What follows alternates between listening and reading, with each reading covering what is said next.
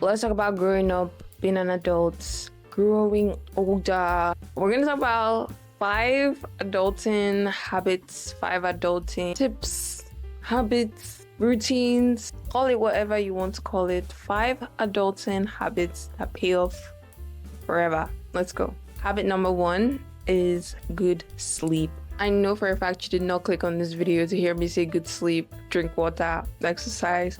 But hold on. If you know how much sleep affects everything in your life, okay, let me say everything. That's what I did, like everything. But sleep affects so much of your life. Sleep actually affects how energized you feel the next day. It affects your energy, alertness, your focus. Sleep affects how well you show the next day. Like if you don't get good sleep, you're probably going to be scatterbrained the next day. You're going to feel extremely fatigued the next day. You're just going to be scatterbrained because you've not rested well. As an adult in general, or just a normal human being, sleep is so good for your health and it's so underrated. I think at some point in my life, I used to be one of those people that would be like, I only sleep like 6 hours. And it was such a pride for me to say I sleep 6 hours. Who was she? Not me today. I mean, if you don't need that much sleep, you don't have to force yourself to keep sleeping, because if you sleep too much, more than your body actually needs, you end up waking up tired, feeling more exhausted, and it kind of just defeats the purpose of like sleeping in the first place, to feel recharged and energized, and you end up feeling tired, like more exhausted. I would say sleep to the point where your body feels well rested, and then wake up naturally. I know being able to sleep for as long as you'd like is considered a privilege in this time, because some people's jobs don't even allow them to have proper sleep, because maybe they have to be in bed at a certain time and they have to be up at a certain time to be able to make it to work. I completely understand, but if you can't afford the luxury of sleeping more, giving yourself more time to rest properly, giving yourself the time to sleeping when you need to, then definitely build this into your routine. Now, the second habit is moving your body. You don't have to do like weightlifting, all those intense exercises or workouts. Some days I do HIIT workout. Some days I lift weights. Some days I do Pilates. Some days I do treadmill. I just walk on the treadmill. Some days I stretch. That's how I like to move my body. Human beings, we are meant to be moving our bodies. We're not meant to just like slouch all day or not move our bodies all day. It's not healthy. I am someone who enjoys staying at home, being by myself, enjoying my company. But when I notice that I am just in one position all day long, maybe at a desk or on my bed or on a couch, I feel more aches, more tension around my body, my neck, my back. I don't feel good at all. But when I intentionally try to include movement into my day, either stretching, if I'm feeling like stretching that day, I will stretch. By the way, I have been trying to work on my flexibility. I feel like I used to be very, very flexible at some point. I used to be able to do like splits. Now, girl can't split. I can't split. So now I'm actually trying to work on my flexibility. So I kind of sprinkle in stretches into my week, sprinkling a bit of Pilates, those really slow ones that get your body moving, those ones that really hurt.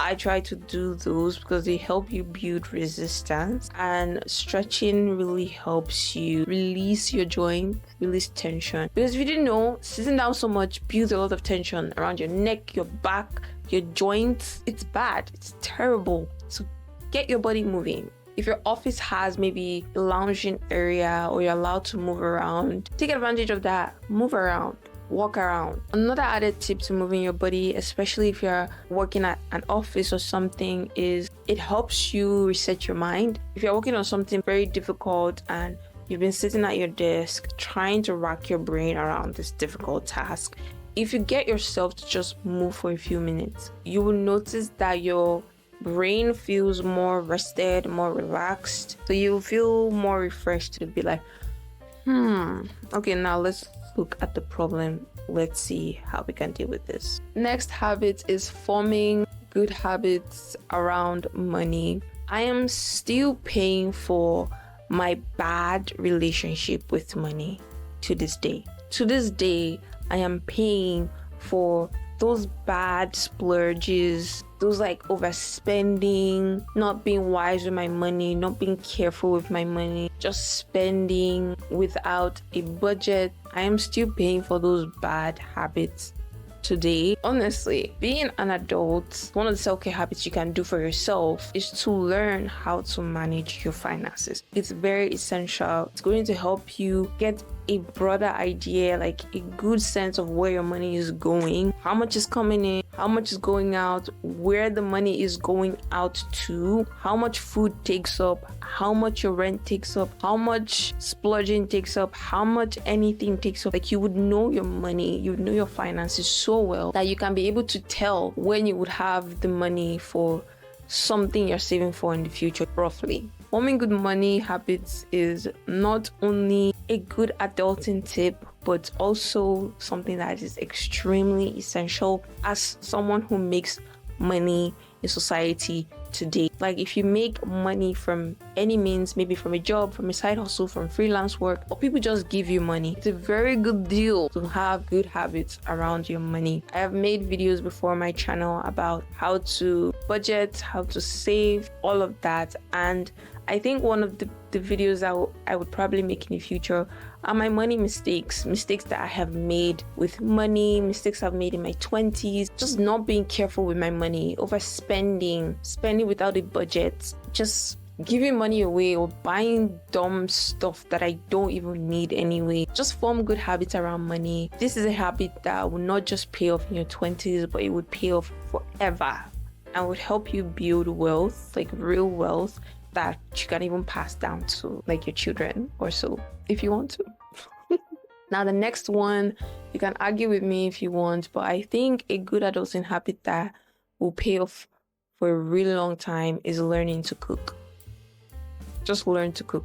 Even if it's 3 basic meals, learn how to cook. It's not a girl skill. It's not a lady skill. It's an adulting skill. Every adult needs to learn how to cook. If you're a man, if you're a woman, be more conscious about what you put into your body. That's actually also a good way to do that. Just learning how to cook your own meals at home. Also, if you end up having like kids, you can be able to cook for your children, whether you're a man or a woman. When my mom was pregnant for my sister, my dad was cooking like throughout the time she was pregnant. My dad cooked the meals for us to eat, and my dad knows how to cook so well. His food, he never missed. Even like if you live alone as a guy, if you live on your own, does it make sense to always order out? Does it make sense to always buy food? It doesn't, because first, you're wasting so much money, so much money, but what's my business? It's your money. But second, you don't actually know what actually goes into your food. You have no control of what goes into your food, how it's prepared, how hygienic it was prepared in, like the hygiene level, I don't know how to say this, but the sanitary condition that food was prepared in, you don't know at all. And if you're trying to kind of manage your weight and like maybe eat at a certain level, you're trying to maintain a certain physique, you have to learn how to cook. You have to learn how to prepare your own meals. It's essential, and it's a good skill that I am so sure will pay off for a really long time. Okay, the last one, I wanted to just throw this one in there because there were actually 2 that was bouncing around. Should I put this one or should I put that one? I might make a part 2. If you guys want a part 2 to any of these videos, comment it down below. By the way, are you subscribed yet? Please subscribe. If you're an adult, you definitely need this one, and it is boundaries.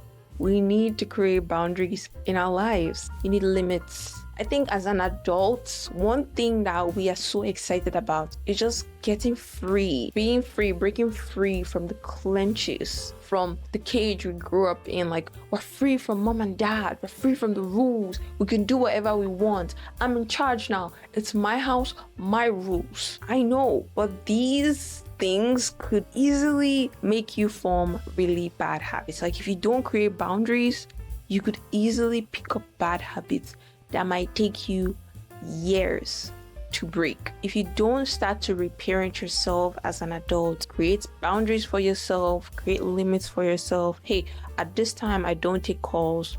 at this time, I don't eat past this time, I don't pick my phone until this time in the day, I don't use social media while I work. We need some level of limit as human beings. The Bible says everything is permissible, but not everything is good for you. And the word of God is the truth. Just watch it. If you don't have any limits with food, you might get overweight. If you don't have any limits with like your friends, you might develop toxic relationships. If you don't have limits with your phone, you might be addicted to social media. We need limits. We need boundaries in our lives, not just with our work, with the tools that we use, e.g. your phone, with food. If we don't create boundaries, limits, structures, we will end up forming really bad habits that will be so difficult down the line to break. We'll end up being lazy, teaching ourselves to be unfocused, teaching ourselves to be over consumers of social media, food, anything.